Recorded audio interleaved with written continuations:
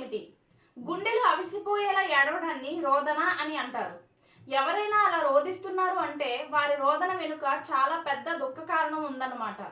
మనుషులందరూ నిత్య నరకం నుండి తప్పింపబడాలని, నిత్య జీవితంలో అంటే మోక్షంలో చేరాలని తండ్రి అయిన యెహోవాకు యేసుక్రీస్తు మహారోదనతో ప్రార్థించేవాడు. యేసుక్రీస్తు చేసిన రోదన కారణంగానే ఈరోజు మన పాపాలు, అతిక్రమాలు, దోషాలు, పొరపాట్లు పూర్తిగా క్షమించబడి దైవశాంతిని పొందుతున్నాం. అలా క్షమింపబడిన మనం ఈ శరీర జీవితం చాలించాక పరలోక రాజ్యానికి వెళ్ళి సదాకాలం పరమ తండ్రితో కలిసి నిత్యము జీవిస్తాం. అంటే ఒక్క యేసుక్రీస్తు రోదన ఈ ప్రపంచంలో ఇప్పటి వరకు పుట్టిన వారిని, ఇంకా పుట్టబోతున్న వారిని నిత్య నరక శిక్ష నుండి తప్పించి మరణం అనేది ఎప్పటికీ లేని నిత్య జీవితంలోనికి చేర్చడానికి సరిపోయిందన్నమాట.